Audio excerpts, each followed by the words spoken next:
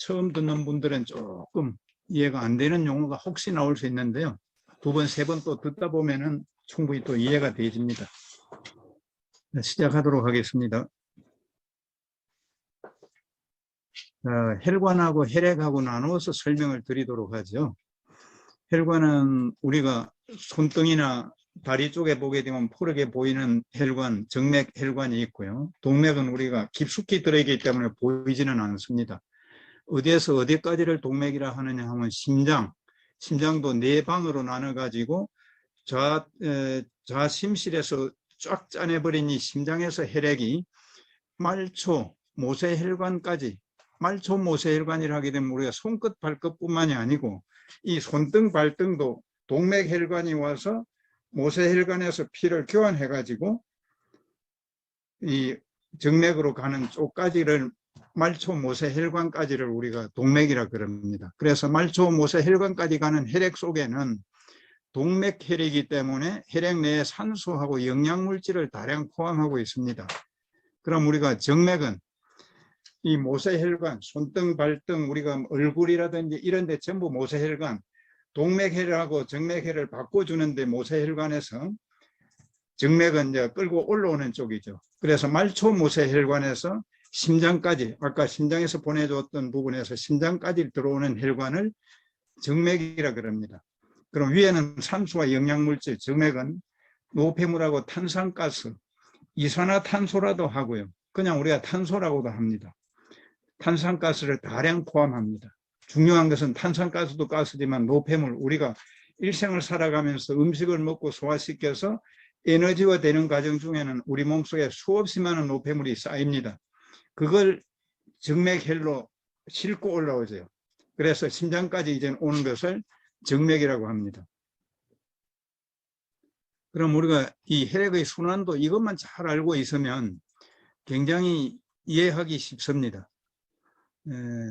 이 오른쪽 표를 봐가면서 공부를 하도록 하죠. 우리가 전신의 혈관 길이를 이으면 12만 킬로미터입니다.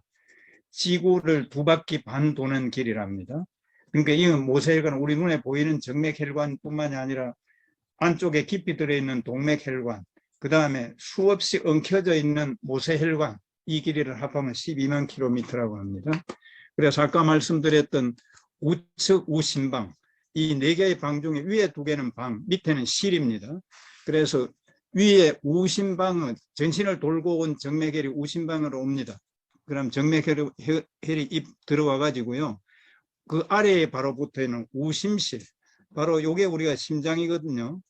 요걸 4개로 갈라 가지고 위에 들어오는 요게 우심방, 요 내려온 요게 우심실입니다. 그래서 요게 정맥혈이죠. 푸른 색깔은 정맥혈, 아까 말씀드렸던 노폐물, 탄산가스 이런 것들입니다. 그럼 우심실로 들어온 이 정맥혈이 폐동맥을 거쳐서 여기 폐로 가는, 여기 다시 폐로 가는 것입니다. 사실은 우리 심장이 여기 있다면 폐가 사실 여기 붙어 있지만 이 그림은 이 모식도를 크게 우리가 잘 이해하기 쉽게끔 그려 놓은 겁니다. 그래서 폐동맥에서 폐로 가는 걸 폐동맥이라 그럽니다. 그러면 동맥과 정맥은 아까 피 자체는 그 산소를 많이 품은 것과 탄소를 많이 품은 것으로 비교를 했지만 동맥이라는 것은 심장에서 출발해서 피를 뿜어내서 나가는 쪽을 동맥이라 그럽니다.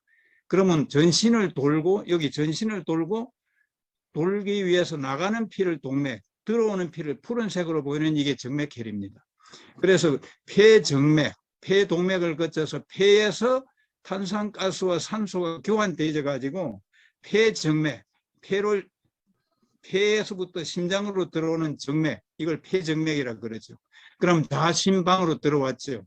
그럼 좌심방은 사실 4등분해서 밑에서부터 이 화살표 방향으로 이리 간다는 것은 요거는 우리 온몸을 얘기합니다. 우리가 그걸 잘못 이해하면 이게 손, 발끝 생각하기 쉽지만 이 부분은 온몸을 이해로 하시면 됩니다.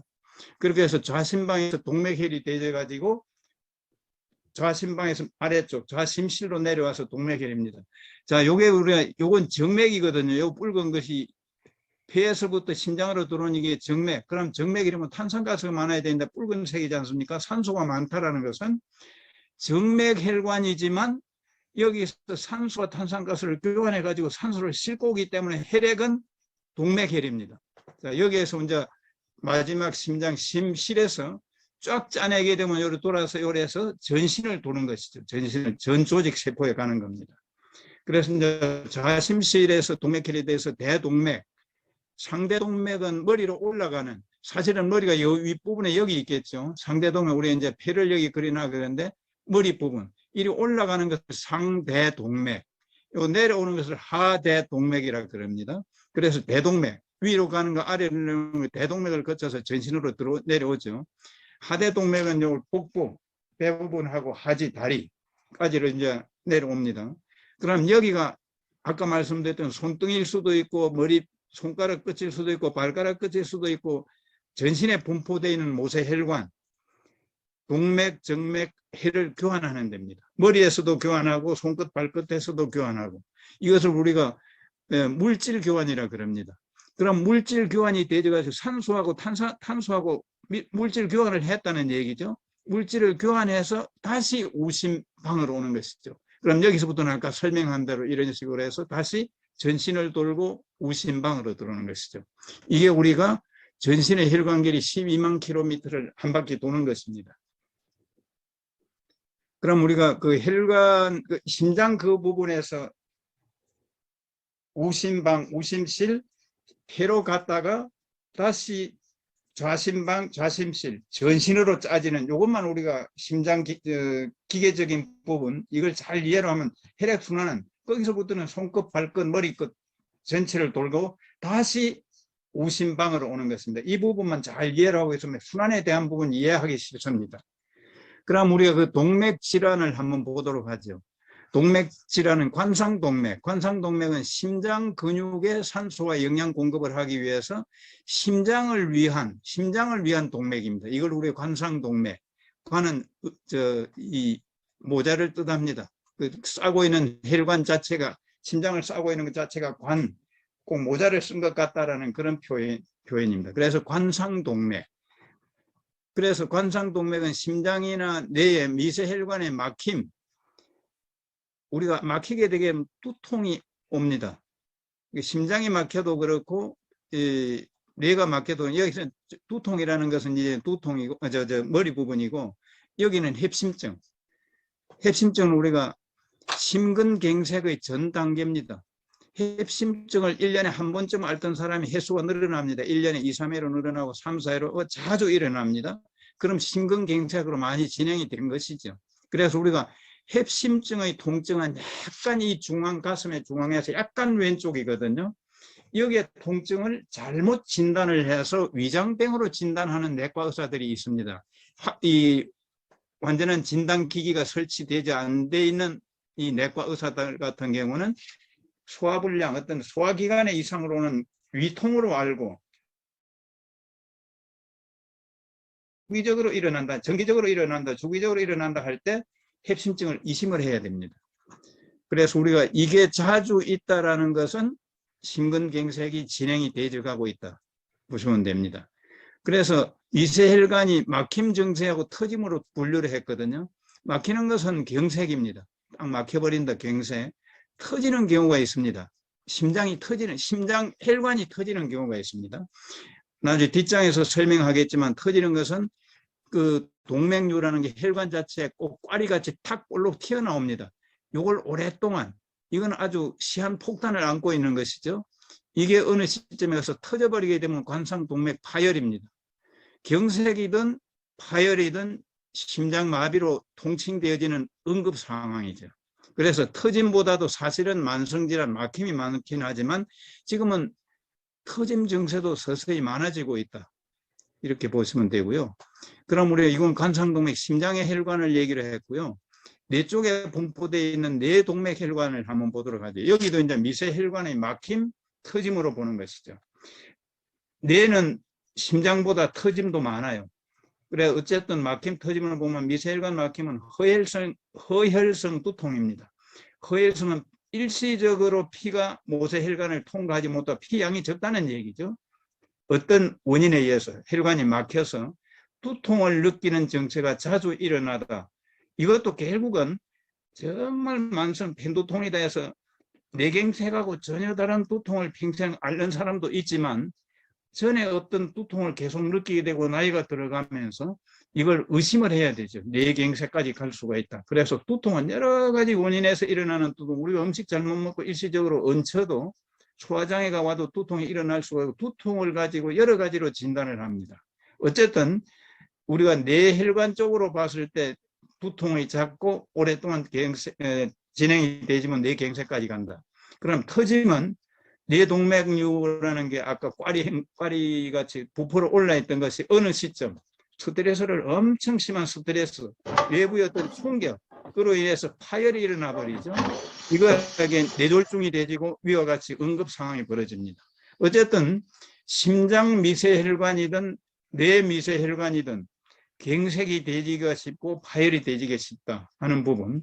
그럼 우리가 이 부분은 어떤 영향을 우리가 물질로 가지고 예방을 해야 될까, 또 우리가 살아가면서 스트레스를 안 받지는 않았지만 어떻게 풀어갈 것인가 하는 부분은 뒤에 가서 설명을 하도록 하겠습니다. 그럼 우리가 동맥 질환을 질환으로 한번 분류를 해보죠.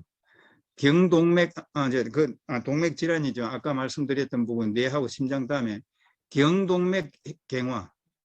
우리가 이 귀 밑으로 양쪽으로 올라가는, 뇌 쪽으로 올라가는 경동맥, 경은 목경자입니다. 목을 통과하는 동맥의 경화, 협착, 좁아진다는, 벌써 이제 이물질이 꽉 차여 있다는 것이죠.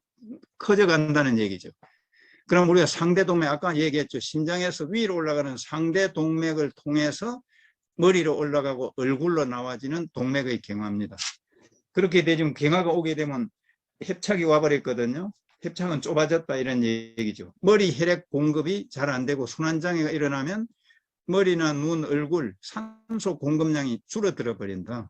그럼 어떤 질환, 머리의 질환 여러 가지가 오지. 아까 경색까지도 와지는 게고 안과 질환까지도 와진 것입니다. 이렇게 해서 경동맥, 이 양쪽으로 올라가는 이 동맥 경화도가 뇌를 사진 찍지도 않고 열어보지 않고도 여기 경화도가 이 뇌혈관 경화 척도로도 활용이 되집니다. 여기서 우리가 이 협착증이 와지게 되면 대뇌에 분포되어 있는 혈관도 경화가 진행이 되고 있다. 이걸 척도로 활용하기도 합니다. 그 다음 우리가 족부 동맥 경화입니다. 족부는 상지, 하지, 상지는 우리가 발, 하지는 다리, 족부 동맥 경화. 여기서 염증이라는 것은 일시적인 염증이 아니라 오랫동안 진행이 되진 염증으로부터 출발해서 암도 되어지기도 하지만 경화가 되어 버린다. 그래서 우리가 팔, 다리, 순환장애는 상하지, 냉증, 우리가 손발이 시리다 저리다 하다가 통증으로 와지죠. 부종으로 와버리기도 하고. 이게 우리가 부종은 여러 가지 원인에서 옵니다. 통증도 물론 여러 원인에 의해서 오지만 이런 순서를 거쳐서 족부 경화가 일어나죠. 아까 말씀드렸던 밑에 그 사진을 보게 되면 꽈리 모양이라는 게, 동맥류라는 게 혈관에 동맥에 꽈리같이 탁 튀어오릅니다. 이거는 언제 터질지 모르는 것이죠. 그래서 이게 사실은 동맥류는 뇌든 심장이든 이 혈관에 동맥류가 있다는 것은 굉장히 위험을 안고 사는 것입니다. 다리로 내려가는 장단지 안에 동맥에도 이렇게 생기죠. 그럼 다리 통증, 걸음걸이의 불편 이런 게 일어나죠. 그래서 동맥류라는 것은 동맥백의 약화, 어떤 원인에 의해서, 여기서 어떤 원인이라는 것은 어떤 영양물질일 수도 있고 어떤 외부 기계적인 어떤 충격, 만성적인 자전 충격 이런 것도 올 수가 있고, 어쨌든 동맥백이 약화되어 가지고 팽창 늘어나 버려서 꽈리 모양으로 볼록 튀어 올라 버리는 것이죠. 그러니까 이 동맥 파열, 심장의 동맥 파열, 뇌의 동맥 파열의 전 단계가 동맥류입니다. 이 그림에서 보다시피 심장이든 다리로 내려가든 장단지 아니든 하여튼 이런 동맥류의 발생 원인은 동맥백의 그 끈적끈적한 지방 침전물이 죽상경화증. 전에도 한번 말씀드렸지만 죽상은 우리가 먹는 죽과 같은 반죽 상태, 이게 경화증으로 가죠. 이걸 죽상경화증이라 그럽니다. 또 다른 원인은 흡연, 담배를 많이 피우는 사람, 고혈압. 그 다음에 우리가 이거 꼭 유전이라 얘기할 수는 없지만 직계 가족 중에 한 2사람 이상이 동맥류 진단을 받았을 때는 나도 나도 위험 인자를 많이 안고 산다. 이게 동맥류입니다. 하여튼 동맥류라는 것은 꽈리 모양으로 동맥에 튀어나온 것인데 특히 심장이나 뇌혈관일 때는 아주 위험하다. 이렇게 이해를 하시면 되겠네요. 자, 그럼 우리가 간단하게 그 혈관 질환까지 설명을 드렸는데요. 도움되는 식품, 우리가 다 가지고 있는 식품 중에서 동맥 경화에 왜 이런 제품들이 좋은가, 혈관 질환에 왜 이런 제품들이 좋은가를 한번 또 설명을 한번 드려보죠. 프로틴은 잘 아시다시피 우리가 면역 물질도 프로틴, 아미노산으로 분해되어 가지고 프로틴화 되어 가지고 필요한 것이고, 호르몬을 만드는 데도 프로틴이 필요한 것입니다. 그럼 우리가 저녁에 공부하는 혈관 근육을 튼튼하게 유지하는 데도 양질의 단백질이 필요한 것입니다. 그래서 단백질이라는 것은 세포 조직을 생성하고 그 건강한 상태를 유지하는 데는 평생 프로틴을 먹어줘야 되는 것이고 필요한 것이죠. 그럼 우리가 혈관 건강에도 마찬가지입니다. 그 다음 우리가 아세로라신은 모세혈관을 강화시키는 겁니다. 우리가 대동맥, 중간 동맥이 다 필요하시지만 특히 모세혈관 출혈은 우리가 멍이 잘 든다 하는 것이 내출혈입니다. 바깥으로 출혈이 아니라 근육 안쪽으로 안에 모세혈관을 터져 나온 혈액이 멍든 것입니다. 이걸 내출혈이라고 그러죠. 그래서 모세혈관을 강화하는 데 비타민 C가 필요하고, 항산화, 비타민 C의 주작용을 간단하게 설명하게 되면 항산화 해독입니다. 두 가지를, 이걸 잘 이해를 하고 계시면 아세로라는 엄청 응용할 부분이 엄청 많은 것입니다. 산화라는 부분을 이해를 잘 하시게 되면 아세로라 C를 어떻게 응용할 것인가 하는 부분도 나와지고요. 해독 물질. 그래서 예전에 이 비타민 C의 주사는 지금은 독사에 물렸을 때 바로 해독시키는, 독사의 종류에 따라서 해독시키는 해독제가 많이 나와 있습니다. 그래서 요즘 독사에 물려서 응급처치만 잘하게 되면 죽는 사람이 없죠. 예전에는 독사 독으로 인해서 죽는 사람이 제법 많았거든요. 그 당시 특별한 해독 물질이 없을 때는 포도당 주사를 혈관에 꽂아놓고 계속 사이사이에 추가로 하는 게 뭐냐면 비타민 C 주사입니다. 그렇게 비타민 C가 해독의 효과가 엄청 좋은 것이죠. 그리고 비타민 C가 성혈작용, 피를 맑게 한다. 그 다음에 우리가 조직을 튼튼하게 하는 것입니다. 잇몸에 피가 날 때 비타민 C가 필요하다는 것은 그 조직을 튼튼하게도 하는 겁니다. 혈관이 커져서 출혈되어서 잇몸 출혈도 있지만 잇몸 조직을 튼튼하게도 하는 것이죠. 그 다음 오메가3는 크게 청혈작용입니다. 혈관 내의 침전물도 억제로 하고요. 더 큰 효과는 중성지방 억제입니다. 중성지방은 우리가 육식을 할 때 주로 많이 따라도 들어가지만 우리가 탄수화물을 먹고 에너지화 시키지 않고 남는 여분의 탄수화물은 우리 피와 지방을 저장할 때 중성지방으로 저장을 합니다. 중성지방은 모든 혈관 질환의 원인이 되어지고요. 그 다음에 지방간이 되어지기 쉽고, 또 지방간이 진행이 되어지게 되면 그 약간 각화되어 버리는, 간이 각화되어 버리는 상태까지로 와지죠. 이렇게 해서 오메가3의 활용도 청혈이라는 부분을 폭넓게 이해를 하시면 굉장히 응용할 부분이 굉장히 많죠. 그 다음에 WX는 왜 우리가 모든 영양제의 기본은 우리가 WX를 두고 그 외에 추가를 여러 가지를 하지 않습니까? 비타민과 비타민의 작용도 있지만 비타민과 미네랄의 연결고리적인 작용이 있기 때문에 종합, 복합 처방이 되어진 WX가 필요한 것입니다. 그 다음에 코큐텐은 신체 전 세포에 다 포함되어 있습니다. 코큐텐이 많이 전 세포에 포함되어 있다는 것은 엄청나게 필요한 물질이다 되어지는 것이죠. 그래서 신체 전체 세포의 산화 방지에 우리가 코큐텐은 크게 봐서 그냥 항산화 영양제다 하는데 신체 전체 세포 하나하나 속에도 다 포함되어 있기 때문에요. 코큐텐은 그렇게 항산화제로서 폭넓게 응용할 수 있는 것입니다. 혈관도 산화 방지가 돼야 되고요. 그 다음 우리가 셀레늄은 그냥 우리가 항산화 미네랄이다 하지만 심장의 부정맥을 예방합니다. 부정맥은 여러 가지 원인에서 옵니다. 나이가 많아서 혈관이 이게 경화가 와가지고 부정맥이 되지는 수도 있고요. 특정 어떤 약물에 의해서 일시적으로 올 수도 있고, 나이가 들면 부정맥이 거의 옵니다. 부정맥은 우리가 이 손목에 이 혈관 위에 이쪽으로 두 개 손가락을 얹어놔 놓고 보면 팔짝팔짝 뛰는 이 부분이 정상적인 어떤 간격으로 뛰는 것이 아니라 뛰었다 쉬었다 뛰었다 쉬었다 빨리 뛰었다 천천히 뛰었다 이게 부정맥입니다. 심장이 그렇게 이 정상적으로 뛰지를 안 한다는 얘기죠. 이게 부정맥입니다. 그래서 셀레늄은 부정맥을 개선시키기도 하고 전체 우리 신체 항산화 작용을 하는 미네랄입니다. 조금 전에 말씀드렸던 제품들이고요. 그럼 여태껏 혈관에 대한 얘기를 드렸고요. 혈액 쪽으로 이제 넘어와가지고요. 혈액은 잘 아시다시피 전신을 돌며 세포에 필요한 산소와 영양물질을 운송하는 액체, 이게 혈액입니다. 그럼 그 성분을 보면은 백혈구, 적혈구, 혈소판, 혈장의 4가지. 그 중에 혈장 양이 제일 많습니다. 나중에 혈장은 우리가 그림으로 그린 부분이 뒷페이지에 나와지죠. 여기 그림에 봐도 이 백혈구는 식균 작용을 합니다. 식균은 먹어서 분해시켜버린다. 들어오는 큰 세균. 아주 작은 거는 이게 작동을 못합니다. 그거는 바이러스 같은 경우는 면역물질로 면역작용으로서 대처를 해야 되고 이건 잡아 먹어버리기도 합니다. 백혈구가.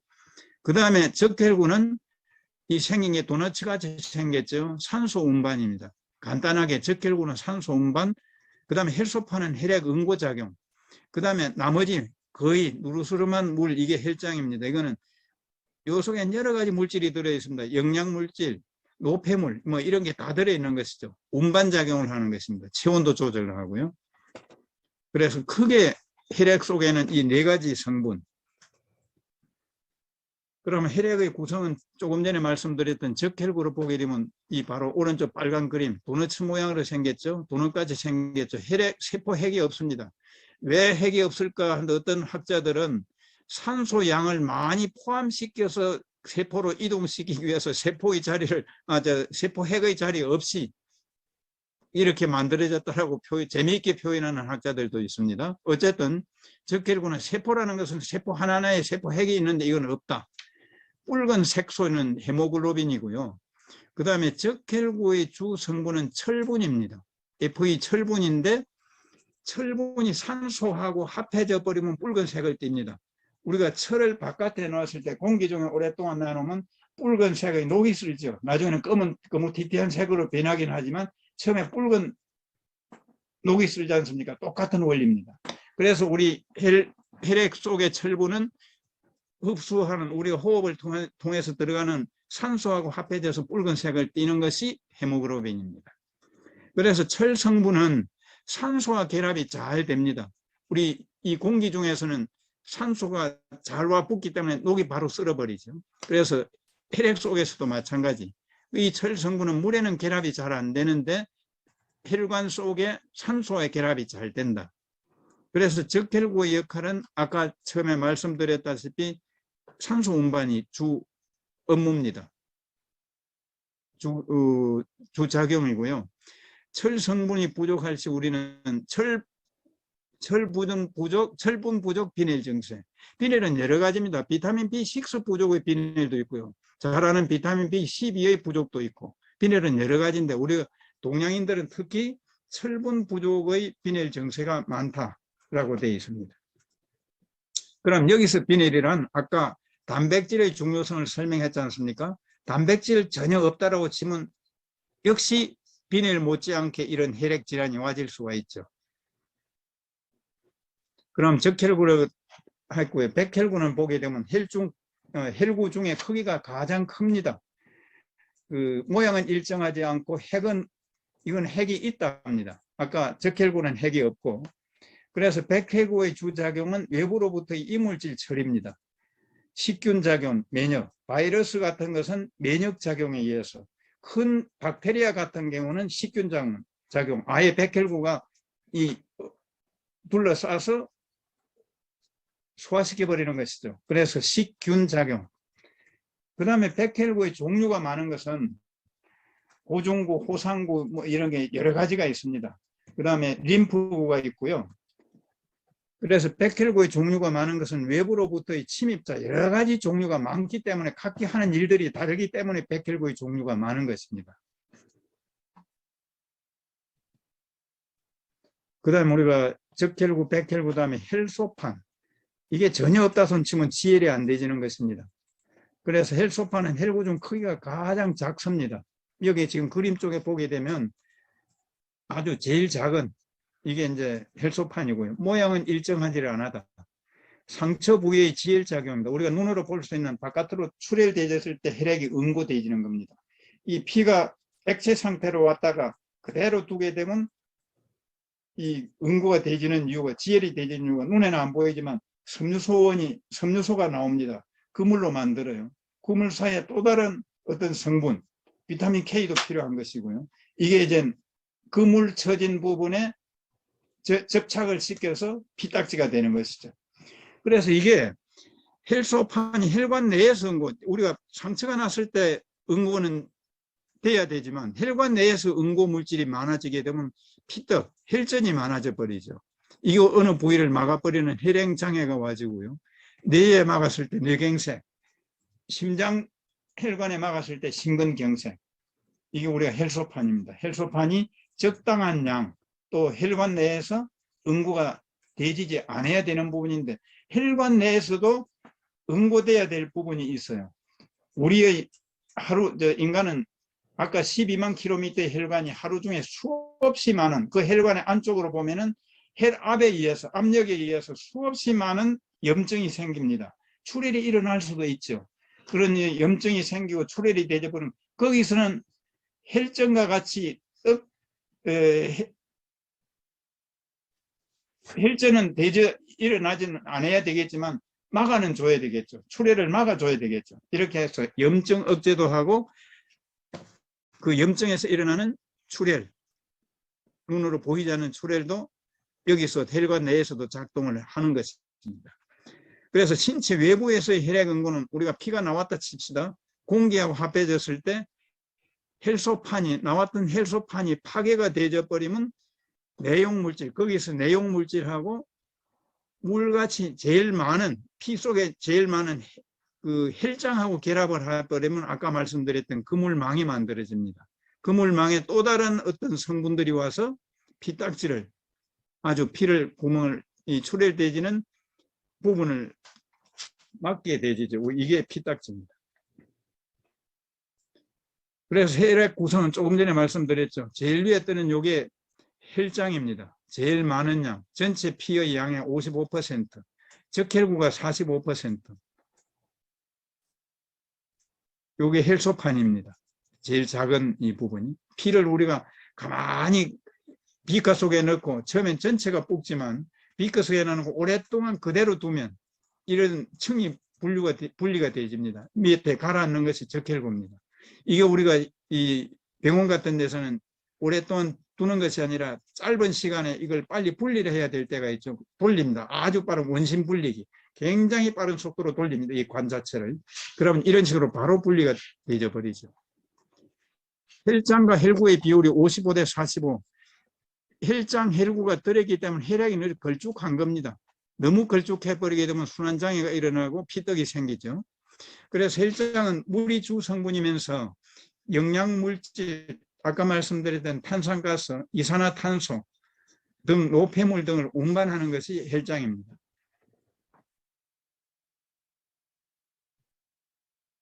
그럼 우리가 이제 혈액 질환, 병을 한번 보도록 하죠. 여러 가지 있습니다. 여기 몇 가지 주로 우리가 많이 듣던 그 혈액 질환만 가지고 한번 설명을 드려보겠습니다. 재생불량성 변이 일어나는 것은 많지는 않습니다. 조혈모 세포, 그러니까 척수에서 만들어지는 조혈모, 이 모자는 바로 어미모자입니다. 피를 만드는 어미세포의 감소, 그러면 혈액세포의 생산이 감소하는 질환이 재생불량성 빈혈입니다. 원인은 방사선을 많이 쪼였다거나 또 이 재생불량성 빈혈 가족 계통을 쭉 타고 내려오는 사람도 있습니다. 방사선, 약물, 특히 항암제, 그 다음에 벤젠은 우리가 콜타르 같은 데서 석유 물질에서 만들어 뽑아내는 성분인데 벤젠은 화학 공장에서는 굉장히 폭넓게 쓰는 것입니다. 이건 지금은 발암 물질이 돼서 이런 쪽으로 안 쓰지만 예전에 이 향긋한 향이 나기 때문에요. 남성용 화장품에 이 스킨 로션에 넣기도 했어요. 벤젠을. 그리고 지금은 이 벤젠을 이 정유 과정 중에서 동물질이기 때문에 빼지만 옛날에 휘발유 차량, 지금은 뭐 엔진들이 좋기 때문에 배출가스가 그렇게 많이 안 나오지만 예전 우리 어릴 때는 이 벤젠이 많이 포함된 차량 배출가스에 향긋한 냄새 맡도록 차 뒤에 쫓아 따라다니기까지 했어요. 이게 벤젠입니다. 벤젠. 이게 그때는 몰랐던 것이죠. 확실한 발암물질입니다. 그런 것을 얼마 전까지 화장품 속에도 넣었다라는 얘기죠. 바이러스가 원인일 수가 있고 자가 면역 질환도 많습니다. 재생불량성 빈혈 환자 중에는 임신도 있고요. 그 다음에 그 수혜를 받았을 때 잘못 좋지 않은 피를 받았을 때 재생불량성 빈혈로 되어버립니다. 그래서 우리가 남의 피를 받는 응급 상황일 때 받겠지만 그 수혜를 한다라는 것, 수혜를 받는 사람 입장에서는 참 건강에는 아주 안 좋은 것입니다. 그래서 우리가 재생불량성 의료 쪽은 치료는 어떻게 하느냐? 조헬모 세포 이식입니다. 딴 사람, 주로 행제강근. 그 다음에 면역 조절 치료, 면역 조절을 치료하는 것입니다. 자가 면역 질환일 때. 자, 이게 재생불량성 빈혈이고요. 그 다음에 해루병은 이게 지금 제법 많아요. 이거 알고 보면은. 예전에는 해루병으로 평생 잘 살지를 못하고 중간에 일찍 죽는 경우가 생겼지만 지금은 이 유전자 치료라든지 출혈 예방 조정제라는 어떤 약물로 가지고 생명을 유지해 나가는 치료가 된다는 쪽으로 보고 있는데 치료라기보다 유지해 나가는 것이죠. 그래서 해루병은 병 자체는 한번 출혈이 되면 지혈이 안 되는 병이죠. 이건 선천적, 유전적, 염색체 이상, 응고인자, 응고가 돼야 된다는 얘기죠. 응고인자 부족. 그 다음에 출혈성 질환, 응고인자 부족으로 인한 출혈성 질환이 우리가 해루병입니다. 치료는 조금 전에 말씀드렸다시피 출혈 예방하는 게 최고입니다. 조정제를 쓰게 되고요. 응고인자를 수혈을 합니다. 이거 양을 조절 잘못하면 혈관 내에 피떡이 생겨버리죠. 굉장히 중요한 약물이죠. 그 다음에 유전자 치료를 하고요. 이게 해루병입니다. 그 다음에 우리 혈전증 얘기는 많이 들었지 않습니까? 혈관 속에 응고된 피떡, 그게 이제 피부에서는 우리가 피딱지라 그러고요. 혈관 내에 생겼을 때는 여러 원인에 의해서 혈액이 응고가 되어버리면 심장, 뇌혈관의 갱색, 심장마비, 뇌졸중 이런 걸 겪게 되지죠. 그래서 혈전증은 지금은 아주 치료술이 아주 많이 발전됐죠. 혈전 자체를 그냥 어느 부위에 제거합니다. 그 다음에 우리가 심장 내에 어떤 혈관에 이런 혈전증이 발생됐을 때는 그것도 큰 혈관, 심장 내에서 그 관상동맥에서 그 중에서도 큰 혈관에는 우리가 스텐트를 집어넣습니다. 이 넓혀주는 것이죠. 거기에서 또 가는 부분까지는 이 스텐트마저도 안 되지는 것이죠. 자, 이렇게 해서 우리가 혈전증 치료는 그렇게 합니다. 혈전 제거 약물까지도 지금 나와 있어요. 우리가 어떤 건강기능식품, 그 약은 양면성이 있어서 어떤 약물이든 부작용은 따릅니다. 혈전은 제거되었지만 그 약물로 인해서 우리 신체 어느 부위가 좋지 않아지는 경우가 있죠. 이런 부작용을 겪지 않기 위해서 예방을 어떻게 할 것인가 하는 쪽이 축제죠. 그 다음 우리가 버거시병이라 그러는데 진정한 이 병명은 폐색성 혈전 혈관병입니다. 버거시라는 건 버거라는 그 앞에 또 다른 뭐가 붙어가지고 버거라는 사람이 이 병을 찾았던 것이죠. 그래서 버거시병입니다. 그럼 버거시병은 말초 동맥, 주로 발가락입니다. 주로 상하지, 염증으로부터 출발하는. 여기서 또 염증은 만성화된 염증입니다. 일시적인 염증이 아니라 만성화된 염증. 그래서 동맥혈의 흐름 방해를 하는 것이죠. 처음에는 냉감을 느낍니다. 통증을 느끼고요. 그 다음에는 우리가 궤양, 괴사가 심하게 되면 괴사 부위를 잘라내는 것이죠. 관절마다 한 관절 이런 식으로 잘라내는 절단 치료 방법이 있고요. 이건 우리가 이 버거시병이라는 게 심한 당뇨 환자가 버거시병으로 진행이 돼버리는 수가 있고요. 당뇨하고도 관계없지만 아주 많은 골초 흡연자들이 있지 않습니까? 또 이 버거시병이 생길 수가 있습니다. 우리 담배를 한 모금 쫙 빨아들였을 때 140여 가지의 화학물질이 만들어진답니다. 담배 자체 한 가지 속에는 안 들어있는데 타면서 이 불 붙여서 타면서 화학물질이 만들어지는 것이죠. 이렇게 좋지 않은 물질이 건강한 사람은 평생 담배를 피우고도 제 수명을 사는 사람들이 있지 않습니까? 견뎌내는 강인한 체질을 갖고 타고난 사람이죠. 어쨌든 당뇨나 흡연으로 인해서도 버거시병이 올 수 있답니다. 치료는 정상 완화요법이고 완전 흡연자 같으면 완전 금연이고요. 그 다음에 항혈전제는 지금 꼭 여기서만 쓰는 게 아니죠. 우리가 고지혈증에도 쓰죠. 이렇게 해서 항혈전제, 혈관 확장제. 우리가 혈관 확장제, 영양물질 중에서 혈관 확장을 뭐가 많이 시켜주냐? 비타민 E입니다. 토코페롤이 특히 말초 혈관을 굉장히 확장시켜줍니다. 그래서 옛날에 동상이 한창 많이 걸리고 특별한 약이 없을 때 동상 환자들이 토코페롤을 많이 먹어가지고 치료 내지는 개선, 이렇게 해서 혈관 확장에 토코페롤이 굉장한 말초 혈관 확장을 시킵니다. 그 다음에 우리가 소염, 진통, 이거 버거시병이 통증이 심할 때는 진통제를 써야 되는 것이고요. 소염을 씻기고 진통을 해야 되는 것이고, 버거시병이 이 세포 자체가 썩어 들어오기 때문에요. 염증으로 있을 때는 일단 항생제로가 치료를 하는 것입니다. 항생제가 무조건 나쁜 것이 아니라 항생제로서 치료되지는 수준까지는 항생제를 써야 되는 것이죠. 이렇게 해서 항생제까지도 버거시병의 치료제로 쓰고 있다. 그 다음에 우리가 백혈구 감소증입니다. 백혈구는 외부로부터 들어오는 바이러스, 박테리아를 먹거나 해서 없애줘야 되는데 감염이나 약물이나 자가 항체의 관여 등에서 유발되는 경우가 많고 면역 저하되어 버리고요. 그 다음에 치료는 항생제로 일반 감염, 또 폐혈증, 그 다음에 심각한 백혈구 감염증일 때는 조혈모 세포를 이식해가지고 치료를 합니다. 폐혈증이라는 것은 우리가 혈액 내에 어떤 염증으로 인해서 세균수가 엄청 증식을 해가지고 수없이 많은 박테리아, 바이러스 박테리아가 증식을 해서 그 말 그대로 폐는 썩을 피가 썩었다라고 표현할 정도로 바이러스 박테리아가 많이 와서 염증이 악화되어 버린 게 폐혈증입니다. 그 다음에 우리가 혈액암, 많지는 않지만 신체의 조혈기관인 골수의 정상 혈액세포가 혈액 자체의 세포가 암세포로 전환하는 겁니다. 이거는 우리가 수술도 불가능한 것이죠. 혈액은 전신을 돌아버리니까요. 그래서 정식해서 일어나는 암이고요.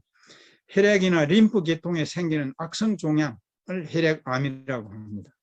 치료는 조금 전에 말씀드렸던 전신을 돌기 때문에 어느 한 부위를 치료할 수가 없는 겁니다.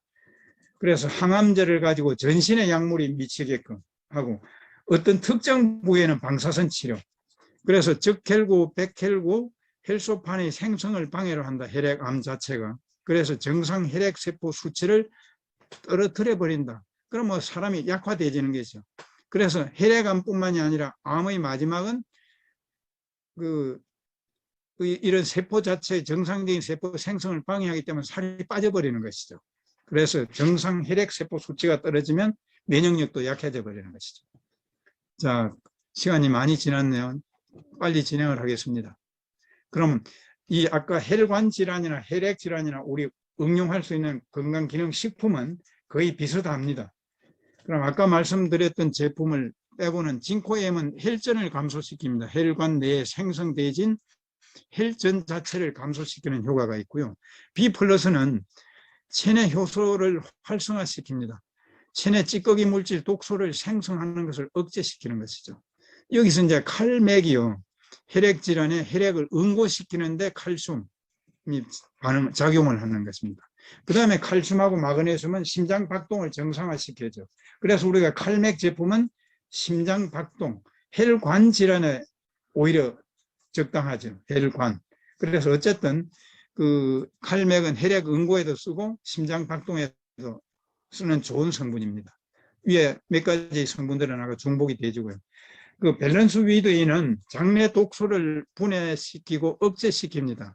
일단 혈관 내로 들어가기 전에 독소 물질을 분해시켜서 대변으로 배출시켜 버리는 것이죠. 그래서 어찌 보면 1차적인 독소 억제입니다. 그래서 밸런스 위드비는 뭐 혈관 질환에도 좋은 것이고요. 그 외에 우리 전신 어떤 건강에 다 도움이 되지는 게 밸런스 위드인입니다. 자, 제품은 조금 전에 설명드린 이랬던 제품들이고요. 자, 오늘 제가 준비한 건 여기까지고요. 마치도록 하겠습니다. 감사합니다.